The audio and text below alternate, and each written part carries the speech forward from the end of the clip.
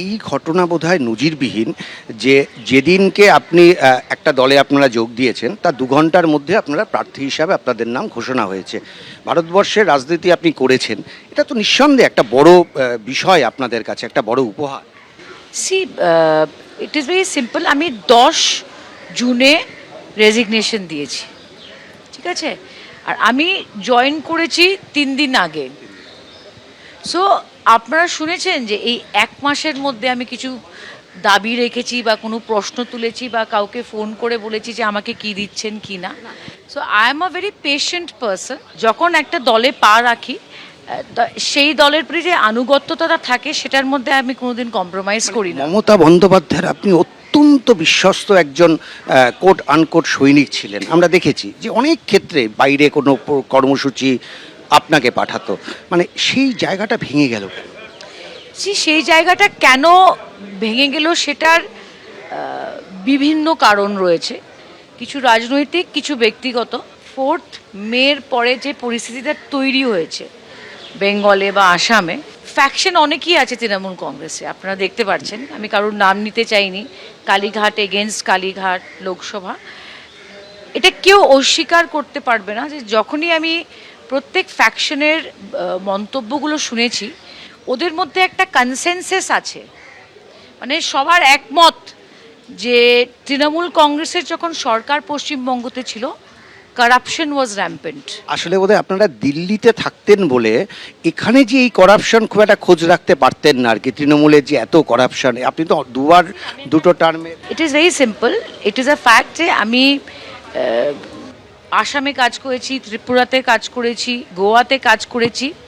কিন্তু একটা জিনিস মনে রাখবেন, অনেকে জিজ্ঞেস করছেন 4 মের পরে আপনি এই স্টেপ কেন নিলেন। যার সরকার থাকে, যে ক্ষমতায় থাকে, যতদিন ক্ষমতা আছে এইগুলো তথ্য বেরোয় আসে না। মানে আপনারা জানতে পারেননি যে এইরকম। আমি বাকিদের কথা বলতে পারবো না, আমি ব্যক্তিগতভাবে বলবো যে আমি খুব কেয়ারফুলি ওয়াচ করেছি 4 মের পরে যে ধরনের অ্যারেস্ট হয়েছে, কেন হয়েছে, কি ধরনের এক্সটর্শন হতো, স্কুল কলেজের কি ধরনের ব্যবসা চলতো। পার্থ চট্টোপাধ্যায় বা একাধিক যারা মন্ত্রীরা অর্থের দায়, চুরির দায়, যাদের জেল হয়েছে, সেগুলো তো অনেক আগের ঘটনা।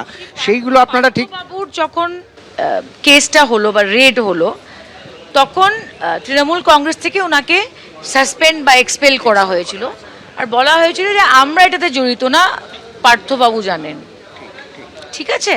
সো একটা দলে যখন আমি ছিলাম, যে এক্সপ্লেনেশনটা আমাকে দেওয়া হয়েছে আমি বিশ্বাস করেছি। 4 তারিখে এই দল যদি আবার ক্ষমতায় আসতো, তাহলে আপনারা তো জানতে পারতেন না এই ধরনের করাপশন আছে, ফলে আপনারাও তো থেকেই যেতেনই, মানে যেহেতু জানতে পারছেন না।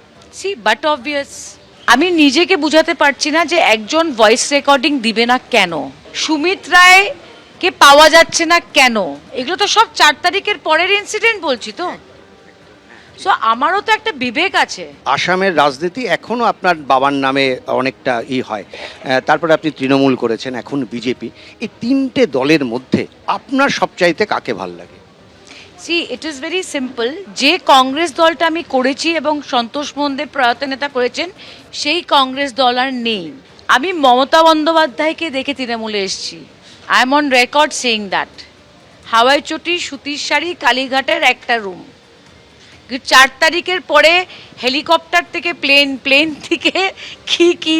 সো দ্য কোয়েশ্চেন ইজ, কাকে আমি পছন্দ করি, এই প্রশ্নটা এখন প্রাসঙ্গিক নয়। এখন প্রশ্নটা হলো that prime minister is Narendra Modi.